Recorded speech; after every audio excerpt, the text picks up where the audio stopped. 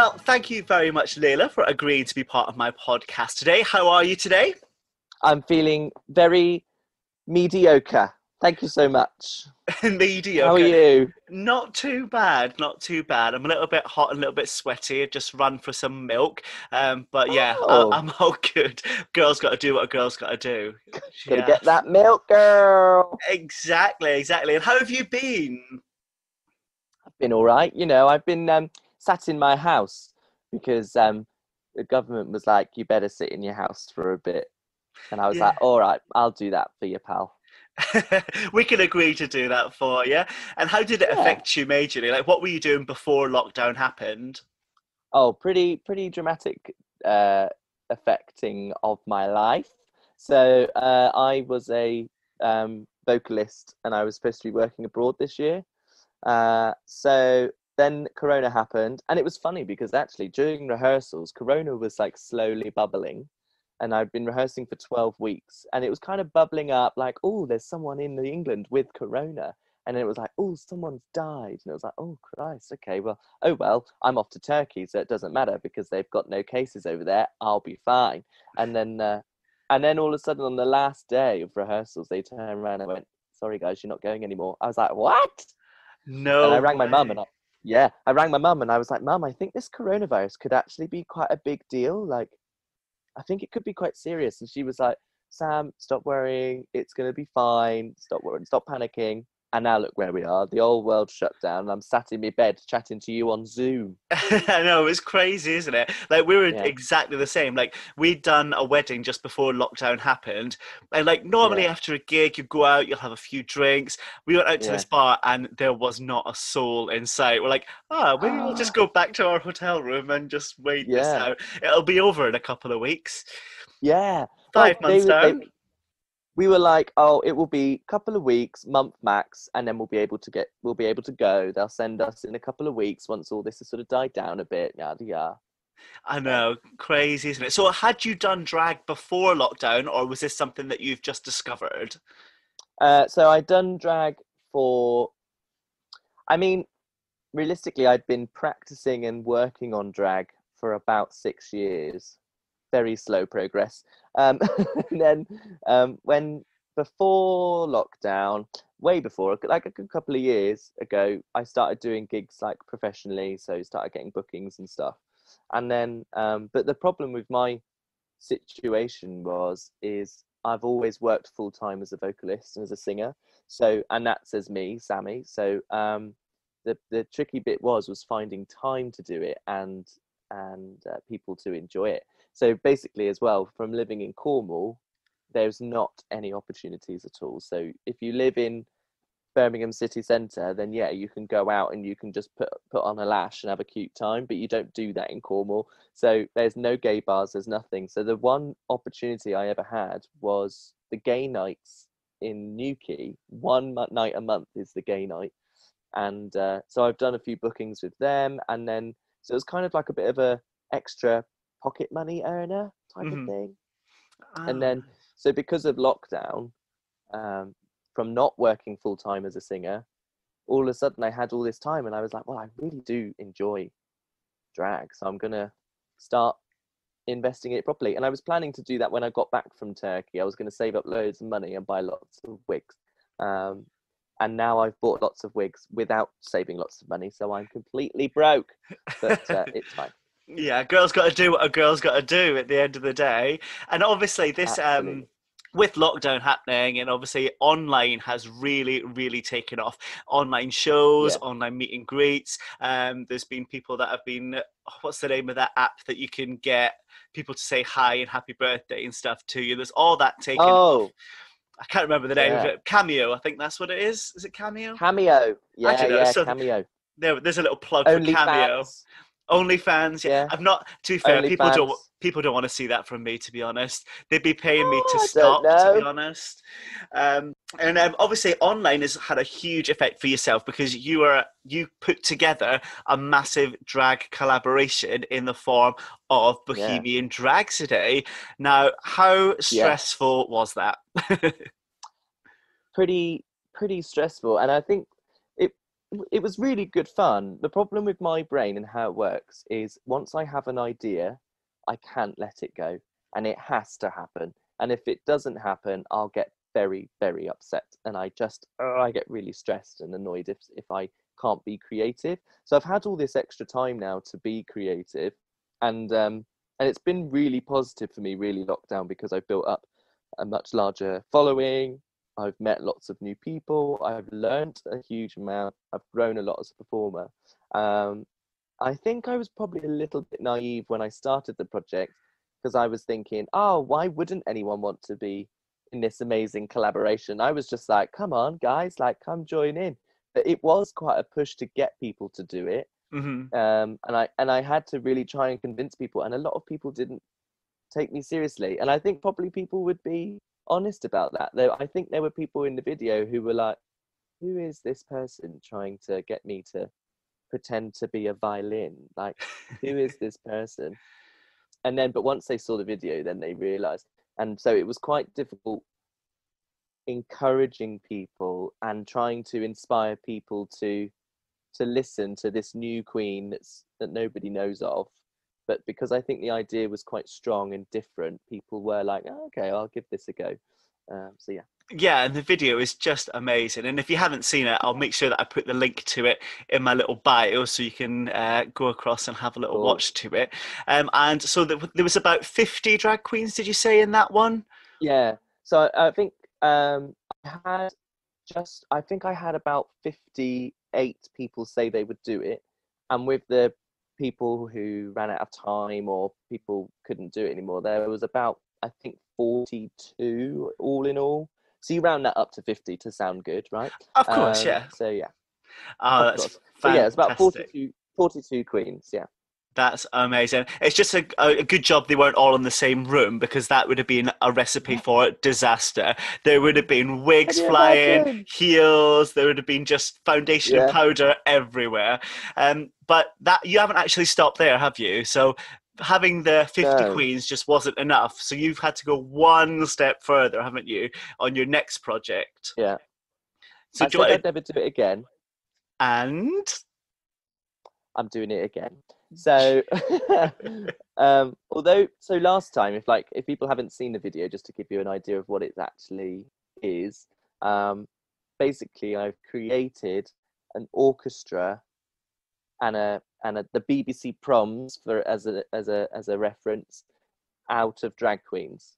There's an amazing group called Cinematic Pop, and they take pop songs and classic rock songs and stuff, and they turn them into this incredible cinematic orchestral experience, and it's amazing. That you check them out, because they genuinely are amazing. You've got a full massive orchestra, you've got a full massive choir, and you've got incredible vocalists and soloists, and they've all come together to do this, and they've got a couple of albums and stuff. So anyway, I wanted to lip sync to that song and get all these queens being different parts of the orchestra. So I've got choir members, violinists, brass instruments, timpani, drum, conductor, soloists, all this sort of stuff going on, and they've had to make instruments out of their household objects and all this sort of stuff. So it was pretty mad. That was pretty crazy. So I've said I'd never do that again. So although I am doing another collaboration, it's nowhere near as complicated as that. Thank God. not yet. Not Not yet. yet. But I know what my brain's like, because at first I was thinking this next project is going to be nice and simple and just like real fun party time. But then as the days go on, I've got, oh no, we've got to put some choreography here. Oh no, I need this person to do some extra bits. Oh, I'm going to have to get someone doing this. And I'm like, and my brain's just going mad. So That's the thing. And obviously, when this goes out, that video will hopefully be all done and ready. And we can pop yeah. the link to that one below as well. So I've got to ask, Yeah. how did you come up with your drag name? Do you know what is funny story? I was called Kiki Loren. How awful is that? Kiki Loren, That lovely. is no, that's horrific. Can you imagine being called Kiki Loren? Sorry if anyone's called Kiki Loren. Yeah, to any Weird. Kiki Loren fans out there. To all those Kiki Lorens out there, change your name. It's rubbish. So I am a very much my humour and who I am as a person. I'm very dry Hmm. and I'm very strange. I don't resort. Well, that's the wrong word. I don't do classic humour. Do you know what I mean? Hmm. Smutty and stuff like that. I can't do it. I just come across like a bit of a weirdo if I try and do stuff like that. Like people do smut and they do crass and cheeky and naughty really really well. I can't do that at all. Right. So I just resort to talking about dolphin whispering or just something like this, right? I don't know. My brain's weird. So I'm at the Christmas dinner table, right? Hmm. My family, we always go ham at Christmas. Not ham, we go turkey, but we go Turkey, ham. but ham, yeah. We go turkey ham, right? And we've got 8-course dinners, yada yada. The last course is always cheese, Okay. right? Okay. Bit of Right? Philadelphia on crackers. Oh no, we go for like a nice Wensleydale Oh. cranberry Wednesday, or some blue cheese, or some brie, some Cornish yard. Oh, Or very we posh. we go all out, right? Listen Anyway, to my me with mum, my Philadelphia. yeah, I'm like, you're Dairy Lee, all Yeah. right. Um, so we have this. I can't eat it though because I'm lactose intolerant. So anyway, but my mum puts this thing in the middle of the table, and it's like this turntable, so that everyone on the table can spin this thing round and take different cheeses that they want. And I was like, Mum, what is that? And she said, it's called a Lazy Susan. Hmm. And I was like, that is so stupid. Who invented this turntable and called it Lazy Susan? I have to know why this was called Lazy Susan. I was like, that it just stuck with me. And I was like, that is the perfect drag name. It Lazy actually is Susan. a very good name. And So whoever then I was Susan like, is. whoever Susan is, thank you so much for being lazy, bitch. Right. So I Googled Lazy Susan because I was like, what if someone else is called Lazy Susan? Mhm. Turns out there is an Australian queen who's got like a website and stuff, so they must be doing all right. Either that or they're faking it till they're making it. And they're called Lazy Susan. So I was like, oh, that's annoying. But then I was thinking, no, it's all right because I can play on the word and I'll call it Layla Zee Susan. Yes, change it up a little bit. I like it. No one can ever pronounce it. If you say it, you sound drunk. Layla Zee Susan. And Yeah, I love it. It's stupid and no one gets it. And I think it's hilarious. that is such a fantastic story. And do you know what? I do actually know all about Lazy Susans, mainly from the Gran Canaria turntables, but that's another story. Ah! If anyone ever asks you to go to Bunker in Gran Canaria in the Umbo Centre, go with a very open mind. That's all I I've will say. I have been to the Jumbo Centre. Hmm. I've been on the ground floor. I went to Oh, the sec I went to the second floor. Maybe one night I went to the third floor and I've experienced many things. yes, yes. Gran Canaria is one of those wonderful places. I worked over there for 2 years and have seen some things that I will never ever get out of my head ever Well, again. But the they're problem there. is the rooms are so dark you don't see anything anyway. Well, exactly. Who knows who it is? Who knows who it is? Yeah, but anyway, we digress. We digress. Moving very Mo- swiftly on. Moving swiftly on, just in case my parents are listening, which Oh, you'll be right. they probably will, but they know all the stories anyway. Um, Ah! so obviously, you said growing up in Cornwall. Have you always lived in Cornwall?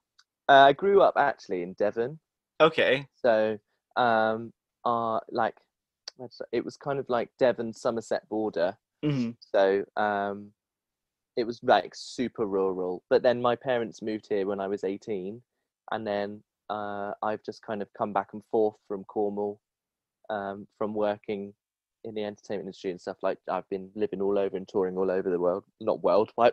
I'm not that big. All over I'm the not all world. over the world. I'm international, darling. No, I'm not. Um, but then I ended up moving back here permanently and staying here for a couple of years, and now I'm back here obviously because of Roller. Ah, lovely, Yeah, lovely Rona, lovely Rona. So, yeah. like, what, I guess, does your personality change when you go into drag? Do you feel yourself Uh, becoming the character, or how does it work for you? I think for me, it's just an expression of silliness and stupidity, Hmm. but also fully feeling my glamour at the same time. I'm like a real stupid person, and um, and I think for me, drag is more about me as a male. Why the hell should I not put on it not okay for me to like those heels just because I'm a boy?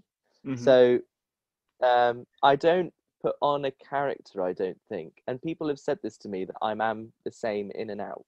Hmm. I might ham it up a bit, of Yeah. course, but that's what performers do anyway. If you see me on Yeah. stage as Sammy, you'll see that I can camp it up and be a bit silly and a bit funny anyway. So it's more just decorating it differently.